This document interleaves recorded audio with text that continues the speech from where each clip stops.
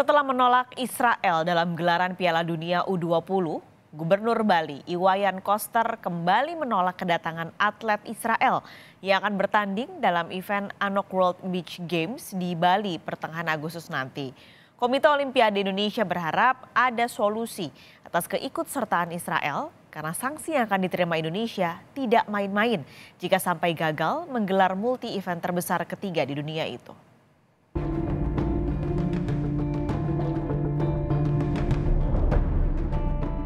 Gubernur Bali Iwayan Koster beralasan penolakan terhadap kedatangan atlet Israel dalam event Anok World Beach Games atau AWBG sudah sesuai dengan aturan Permenlu nomor 3 tahun 2019.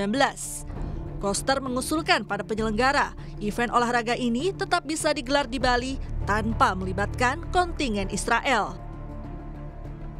Peraturan Menteri Luar Negeri nomor 3 tahun 2019 bahwa tidak ada hubungan diplomatik antara Indonesia dan Israel. Konsekuensinya adalah tidak boleh menerima di tempat resmi, tidak boleh menerima di acara resmi. Dan lebih lanjut, tidak boleh mengibarkan bendera negaranya dan tidak boleh menyanyikan lagu kebangsaan negaranya. Jadi karena itu ya nggak bisa. Saya akan mengusulkan kepada penyelenggara agar kalau dilaksanakan di Bali, ya Israel jangan diikutkan.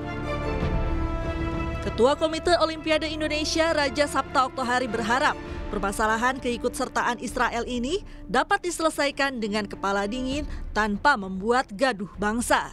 Terlebih, menurut Okto, sejak awal Anok World Beach Games disepakati digelar tanpa pengibaran bendera dan menyanyikan lagu kebangsaan. Anok World Beach Games sejak awal memang diadakan tanpa pengibaran bendera negara dan juga lagu kebangsaan. Namun itu sudah menjadi kesepakatan dari awal. Ini menjadi momentum penting buat Indonesia menunjukkan kepada dunia bahwa kita sudah di level yang berbeda. Ketika kita menjadi tuan rumah G20 di Bali kemarin dan juga Parlemen 20 di Bali, kita menunjukkan bahwa kita ini negara besar.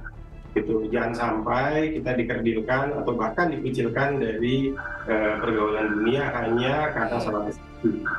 Kita harus menghentikan euforia, jangan gaduh. Olahraga itu alat pemersatu, bukan alat pemecah belah bangsa. Lebih lanjut, Okto berharap jangan sampai dicoretnya Indonesia sebagai tuan rumah Piala Dunia U20 kembali terulang di AWBG 2023. Pasalnya, sanksi yang bakal diterima Indonesia tidak main-main jika sampai gagal menggelar multi-event terbesar ketiga di dunia itu. Kalau U20 ini hanya berurusan dengan satu statuta yaitu FIFA. Sedangkan di Anok World Beach Games kita akan berhadapan dengan 16 statuta, 14 cabang olahraga, statuta Anok dan statuta IOC. Nah, saya orang yang pernah punya pengalaman pribadi pada saat Indonesia dijatuhkan sanksi oleh satu statuta namanya anti doping yaitu WADA. Indonesia disebut dan dikenakan sanksi selama 1 tahun yang akhirnya alhamdulillah bisa kembali lagi ke kita setelah 3 bulan. Nah, ini bisa dibayangkan kalau kita berhadapan dengan 16 statuta.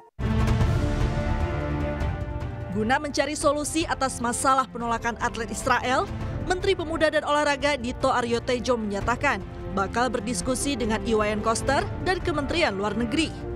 Menurut Dito, ini kesempatan besar bagi Indonesia menjadi tuan rumah setelah gagal menjadi tuan rumah Piala Dunia U20.